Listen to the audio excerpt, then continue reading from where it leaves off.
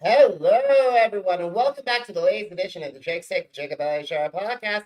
I'm your host, Jacob Elyachar, Chief Content Producer and writer of JTWJE.com, a pop culture entertainment news website. If you're listening to this on our audio platforms, please give us a 5-star rating. Please download this episode and more episodes. If you're watching on our YouTube channel, please give us a thumbs up. Please subscribe and download and share this episode. I'm very excited because I have a very amazing, great guest today. She's a Las Vegas-based singer and Spotify verified artist, and as of this recording, she has over 59,300 TikTok followers and over 143,000 Instagram followers. And she currently is supporting both Blue and Ashton Marigold on tours, on their tours. Please let me welcome Max Ray to the podcast. Hello. Hi, Max. How are you? I'm great. How are you, Jacob? I'm doing wonderful. Thank you so much for taking time out of your schedule to talk with me today. I really appreciate it. Of course. All right, so let's get started. So when did you get interested in performing, and how did that passion evolve and desire to pursue a career in the recording industry? I come from a musical family. My parents actually met in the recording studio, and my mom had a deal with Capitol back in the 90s. And so I just grew up with music always around me. My dad was a producer, so when I was in school, he would put me in front of a mic. I'd sing nursery rhymes. It's just really been ingrained in me from the beginning, and I've just always had a love and a passion for it. And so I was like, why not make this my career as well? That's amazing. There are a lot of people in the music industry that have come from these generations of superstar families. There's so many of them. I'm thinking Billy Ray and Miley. I'm thinking of Michael and Janet. There's so much Jackson. I'm thinking of Billy and Eilish and Phineas. Yeah, those are great families. My mom turned down the contract. I mean, or she would probably be superstar status, because back in the 90s, you weren't allowed to marry. She had a 7-year contract. She was already engaged to my dad. She wasn't supposed to marry or have kids for 7 years. And her big dream was to have a family. So she turned it down, which is crazy. But I'm happy because I wouldn't be here. So Absolutely, absolutely. Fate does happen, and now you're following in her footsteps, and at least that gives her and your dad enough time to prep, saying, if you're going to enter this crazy industry, here are the basics. exactly. They've been really good at helping protect me. That's good to hear, and that's so wonderful to hear. So let's talk about recording artists and who are the ones that influence your sound. If I had to say who influences my sound, it would be a mixture of Bruno Mars and Pink. I love both of them so much, and especially their sounds and what they stand for, and the meanings, especially behind Pink songs, and the funk of Bruno Mars and how sophisticated his sounds are. So mesh those two together, and that's me. You picked two phenomenal artists to do that. I love their music. And speaking of music, you have some really great bangers out there, and I would love to talk to you about some of them, please, and the stories behind them. I'd love to do that. So let's start out with Technicolor. As of this recording, it has received over 15,800 Spotify streams. Technicolor, that's a great choice. I wrote that song in my hometown in Albuquerque, New Mexico. And I wrote it in one sitting. My mom was like, what were you, like, where were you in your brain? I was like, I couldn't even tell you. It just came out. And I was just in a season of finding things are so not black and white. Like, there's so many different situations and scenarios and backstories. You don't know the full story. And so it was really just opening up my mind and people's minds that, there's more to a story. And that was the first one I ever vocally produced myself, and then sent it to a producer in Italy, of all places, to finalize, mix, and master it. And it's definitely one of my favorites. It's a fun one. It's amazing. In Italy, too, that's just phenomenal. That's just phenomenal. The power of the internet, because I'm glad you have the career now, because back then you would have to take it onto a freight airline, would have to wait 2 weeks or something like that. Yes. Thank you, technology. Absolutely, absolutely. So the next time I want to talk to you about is Heartstrings, 8,500. That's currently sitting at 8,500 Spotify streams. Heartstrings. That was around the same time. That one's way more R&B, which I love.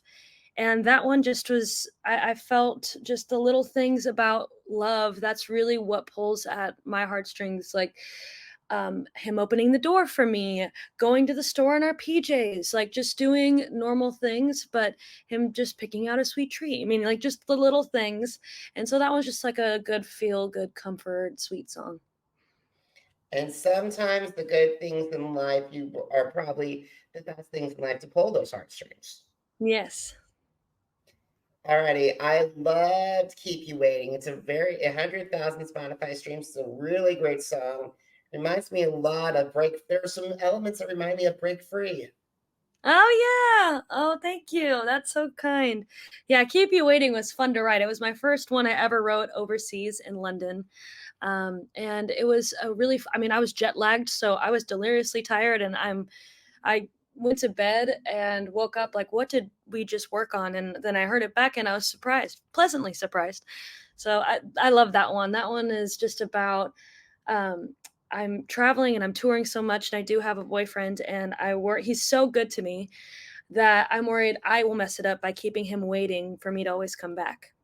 So it's a fun song. It's really like pop dancey, but the meaning is so, deep. It's just like a perfect little juxtaposition.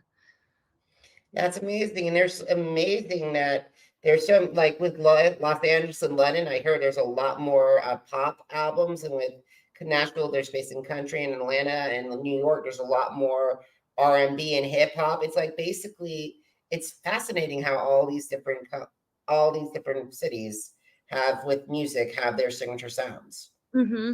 Yeah, and I find myself influenced by all of them. I used to live in Atlanta. I lived in LA. I live in Vegas right now.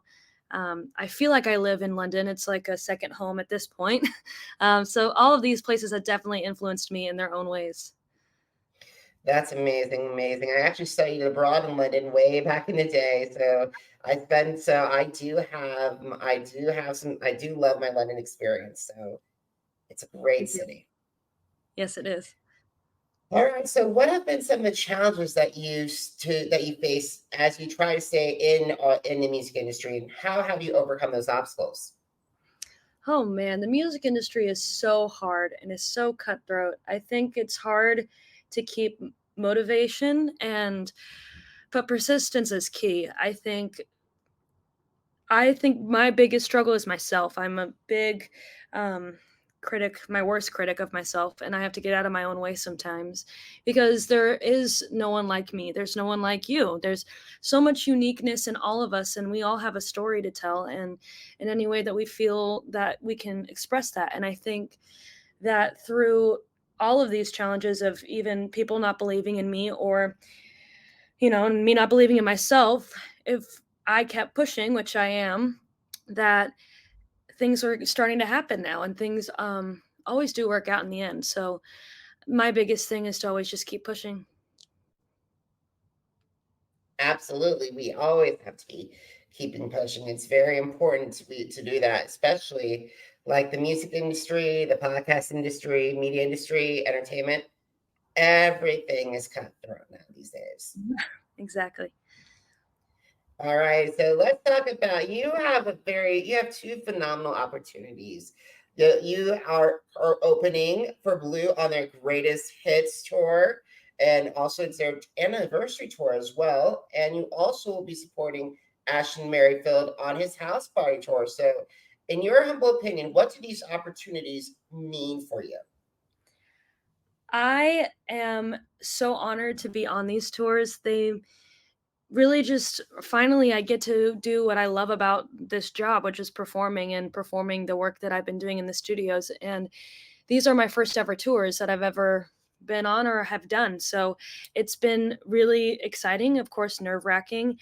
I've I've been on this Blue tour for this is our fifth show that I'm doing tonight, and I've surprised myself with how natural it feels up there, and I'm just so grateful. The guys have been amazing, and Aston Marigold, that will be amazing. I know that'll be in October, so have some time on that one. But this tour has been nothing short of amazing and the best opportunity and so much fun. I am having a blast. I'm glad to hear it. And like the best part about it is you're traveling all across the United Kingdom. Yes, and I've only been to London, so all the rest of these cities are all new to me, and so I'm trying to find time to check them all out and immerse myself in the culture as best I can. Because most of the cities, like, I might not be able to tonight in Sheffield, but, I'm hoping to get out and see the places. Oh yeah, it's amazing. Make sure you take lots of photos. Take ones for social, but take ones for yourself to preserve. Of course. All righty. So let's talk about who are your dream collaborators and how this I'm talking about singers, songwriters, producers, musicians, and how would they enhance your sound mix? Oh my gosh.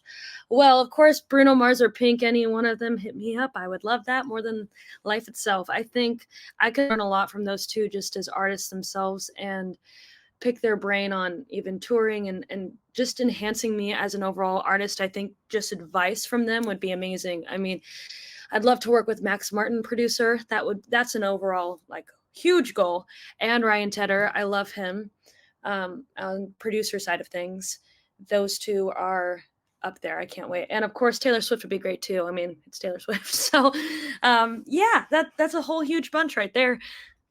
You pick some really good ones. You pick some really good ones. I gotta say, Max Martin, I can't not believe how many people that he has helped. Backstreet, Britney, NSYNC, Katy Mhm. Perry, Kelly, Avril, Ariana, Yeah.